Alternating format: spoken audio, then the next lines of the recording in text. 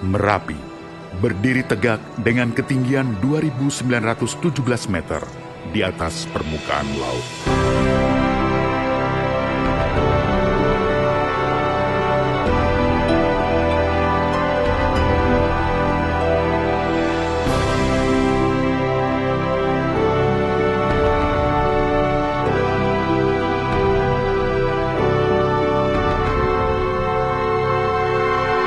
Terletak di antara daerah istimewa Yogyakarta dan Provinsi Jawa Tengah, meliputi 4 kabupaten, Sleman, Magelang, Boyolali, dan Klaten.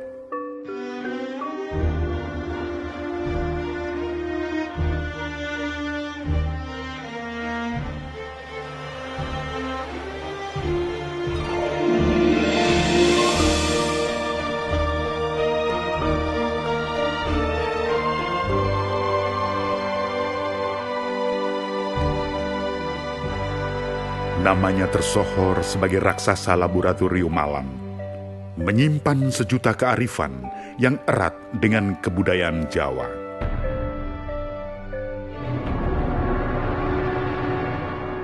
Keberadaannya menjadi titik awal perkembangan peradaban di Jawa sejak abad ke-8. Geliatnya seolah menjadi pertanda zaman.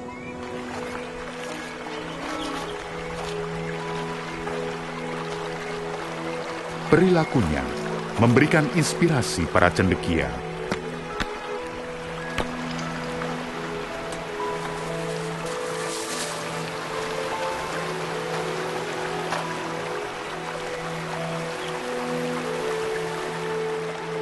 Kondisi alam membuatnya kaya akan nilai-nilai kehidupan.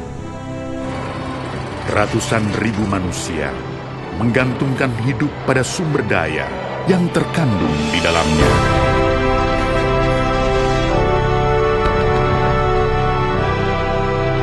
Pesona keindahan yang ia suguhkan juga menjadi potensi wisata yang luar biasa.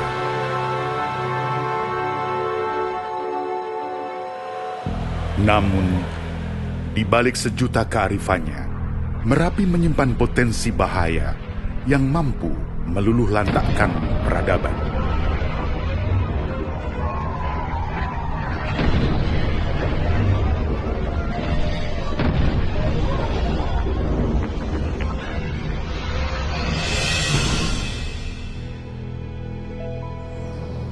Merapi bertipe strato, terbentuk dari lapisan endapan piroklastik dan aliran lava. Lava Merapi berjenis andesit basaltik dengan kandungan oksida silika berkisar antara 52 hingga 56%. Merapi memiliki tipe letusan efusif dan eksplosif. Letusan eksplosif disebabkan oleh magma yang kaya akan gas, sedangkan letusan efusif menghasilkan magma yang relatif encer, sedikit gas, dan dicirikan dengan pembentukan kubah lava di awal erupsi.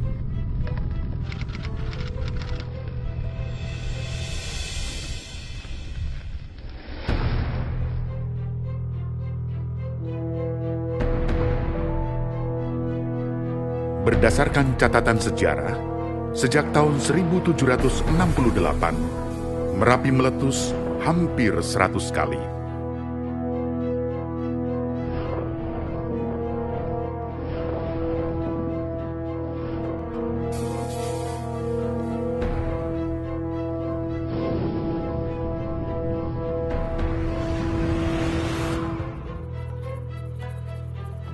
Beberapa digolongkan letusan besar, diantaranya pada tahun 1872, yang menghasilkan dentuman suara hingga terdengar di Kerawang dan Madura. Dahsyatnya letusan membentuk kawah seluas 480 kali 600 meter persegi yang membuka ke arah barat.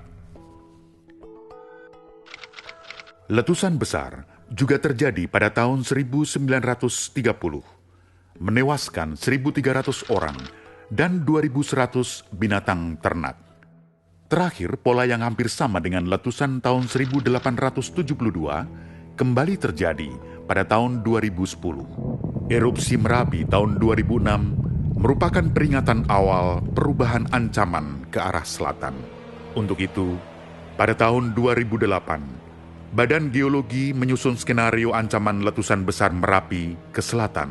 Bagaimana kita ketahui sudah lebih dari 100 tahun tidak pernah terjadi letusan besar di Gunung Merapi. Sementara erupsi 2006 telah membentuk bukaan kawah ke arah selatan. Maka bila terjadi letusan mendatang, kemungkinan besar mengarah ke sektor selatan dan tenggara. Di antara 4 kabupaten yang masuk kawasan rawan bencana Gunung Merapi, Kabupaten Sleman akan menerima dampak yang paling besar.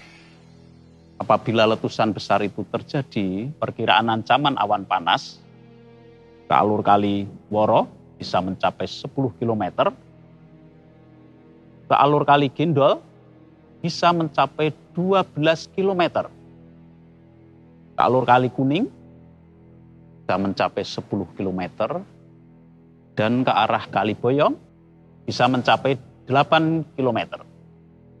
Perkiraan ancaman awan panas ini kita dasarkan pada peta area terdampak erupsi tahun 1961,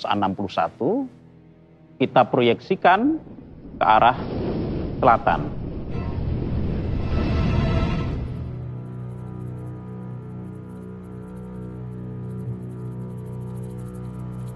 Gejala peningkatan aktivitas Merapi terjadi pada akhir tahun 2009, ditandai dengan munculnya suam vulkanik pada tanggal 31 Oktober 2009 yang terulang kembali pada tanggal 9 Desember 2009. Suam merupakan serangkaian gempa vulkanik beruntun dalam waktu singkat.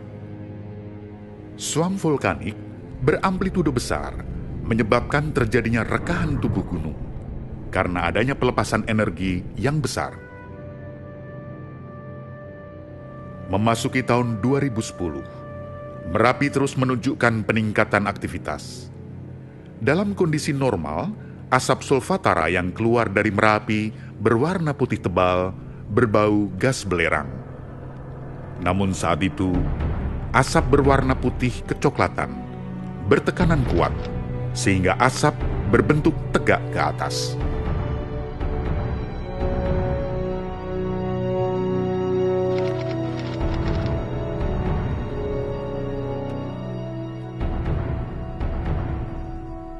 Suam vulkanik kembali terjadi pada tanggal 10 Juni 2010. Aktivitas kegempaan terus meningkat mencapai lebih dari 100 kali per hari.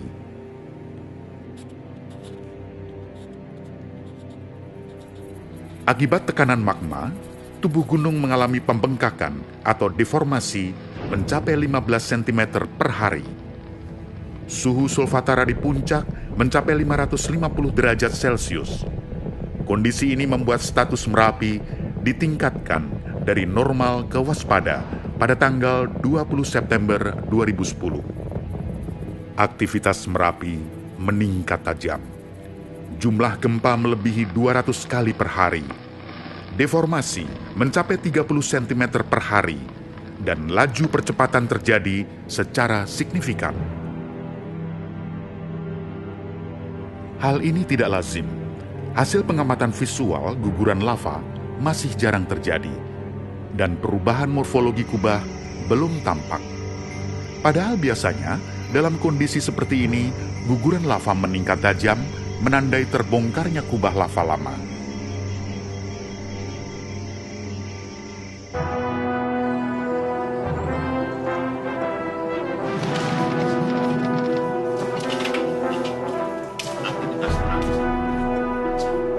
Letusan eksplosif diindikasikan oleh besarnya kandungan gas yang dilepaskan magma. Salah satu parameternya adalah tingginya kadar karbon dioksida atau CO2.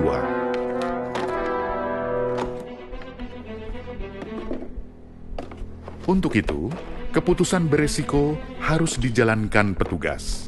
dengan melakukan pendakian misi khusus sampling gas vulkanik pada tanggal 19 Oktober 2010.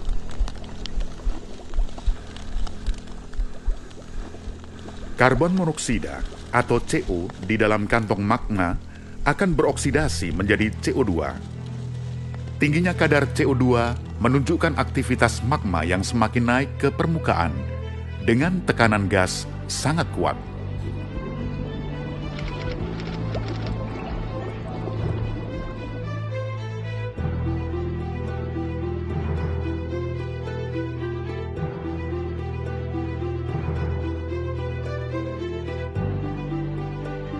Hasil yang diperoleh dari sampling gas mengejutkan.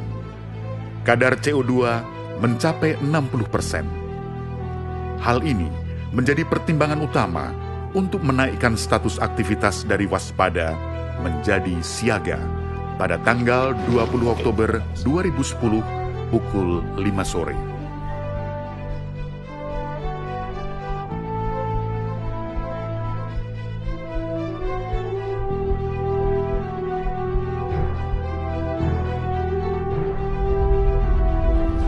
Suara gemuruh Merapi menggetarkan rumah-rumah warga. Gempa terjadi melebihi 400 kali per hari hingga jenisnya tak bisa dibedakan lagi. Tubuh gunung bergetar, menghasilkan tremor vulkanik. Tekanan gas terus mendesak, sementara kawah tersumbat oleh sisa-sisa kubah lava hasil erupsi sejak tahun 90-an. Deformasi mencapai 50 cm per hari, dengan inflasi terkuat di sektor selatan.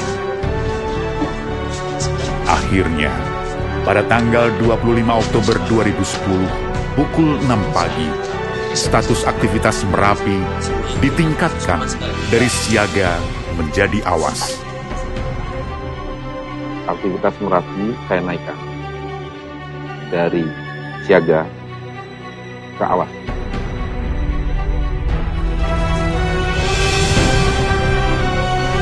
Keluar dari radius 10 km, sekarang sudah diinstruksikan agar seluruh pengaman terbuat keluar dari radius 10 km. Suasana mencekam. Hujan abu menyelimuti kawah sekitar Merapi. Gemuruh perut Merapi terdengar hingga radius 60 km dari puncaknya. Magma terus bergerak mendekati permukaan, mendesak keluar, mencari titik terlemah.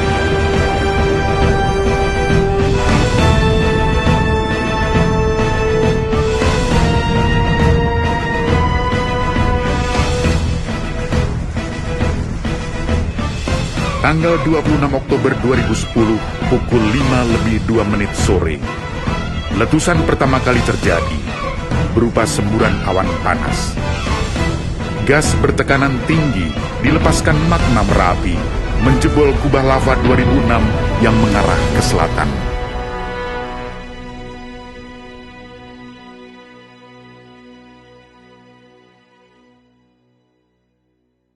Semburan gas terjadi secara mendatar, mengeluarkan material lembut seperti debu dan pasir halus yang melampaui dusun Kinaharjo, dan letusan ini disebut directed blast dengan jarak 8 km. Akibatnya, 39 korban tewas, termasuk tokoh adat terkenal juru kunci Merapi, Mbah Marijan.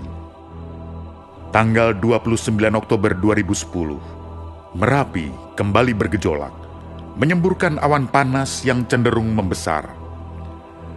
Rentetan awan panas terus-menerus terjadi. Emisi gas sulfur dioksida mencapai 500 ton per hari. Terbentuk kubah lava dengan volume 3,5 juta meter kubik hanya dalam waktu beberapa jam. Tanggal 5 November 2010, kubah lava yang baru terbentuk, mendorong keluar hingga memicu terjadi awan panas yang menjangkau hingga 15 km ke arah Kali Gendol. Inilah puncak erupsi Merapi.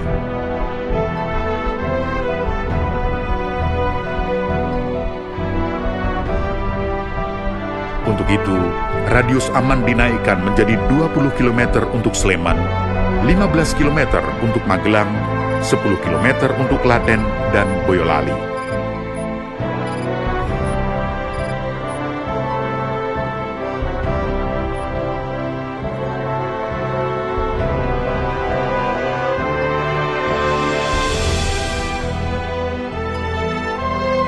Akibat adanya isu, Merapi akan meletus lebih besar lagi. Pengungsi yang awalnya berjumlah 200.000 melonjak hingga 400.000 jiwa yang tersebar di 600 titik pengungsian.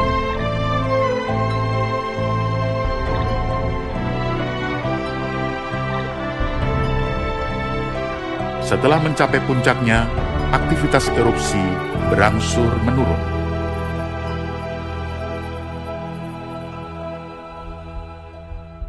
Akibat letusan dahsyat ini, 3.000 rumah habis tersapu awan panas Merapi. Pohon-pohon tumbang.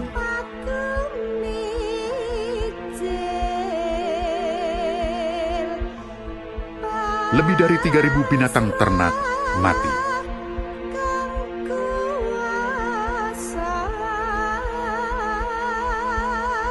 ...398 jiwa ditemukan dalam kondisi tak bernyawa.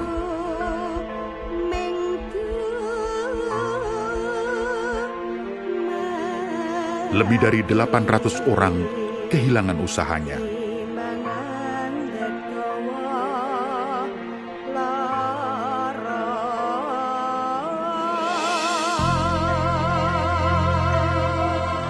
Perekonomian lumpuh. Kerugian material mencapai 3,5 triliun rupiah.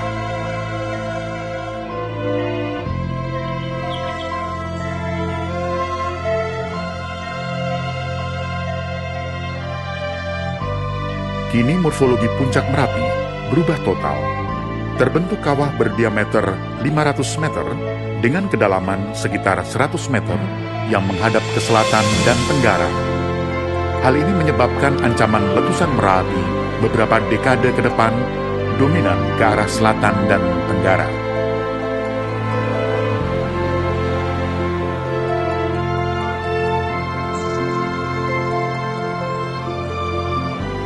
Letusan ini memiliki indeks kualitas letusan VEI berskala 4.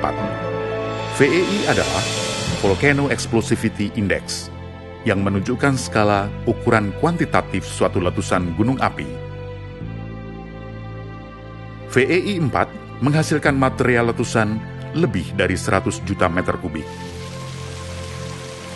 Jutaan meter kubik endapan material yang disisakan Merapi masih menjadi ancaman sekunder bagi masyarakat.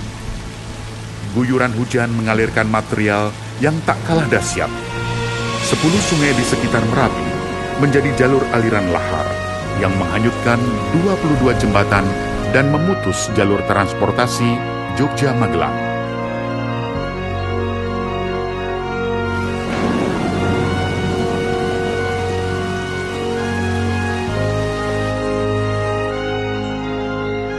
Untuk menghadapi ancaman bencana Merapi ke depan, para pemangku kepentingan melakukan upaya mitigasi. Di antaranya, melakukan perubahan tata ruang wilayah yang berbasis mitigasi bencana.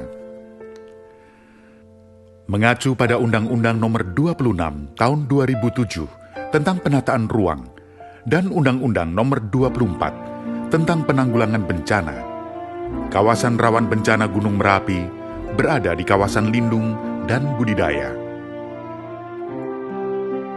Oleh sebab itu, penataan ruang harus bisa menjamin rasa aman dari ancaman erupsi dan kerusakan lingkungan yang berpengaruh terhadap sumber daya Merapi. Dengan demikian, konsep ini diharapkan mampu memperkecil risiko bencana di masa yang akan datang. Upaya mitigasi juga dilakukan dengan penguatan kapasitas masyarakat melalui kegiatan wajib latih penanggulangan bencana dan pembentukan sistem peringatan dini untuk pemantauan lahar dan aktivitas Merapi di titik rawan bencana.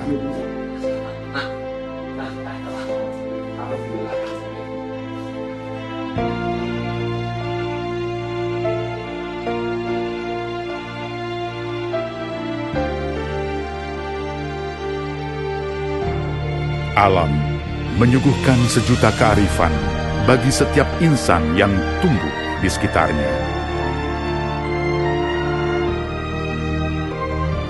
Berkatnya, manusia hidup di atas kemakmuran, kedamaian, dan kesejahteraan.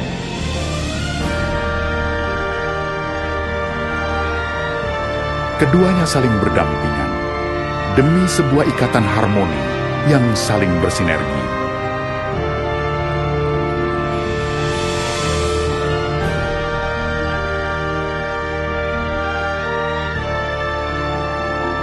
Sudah selayaknya tumbuh rasa saling mengerti dan menghargai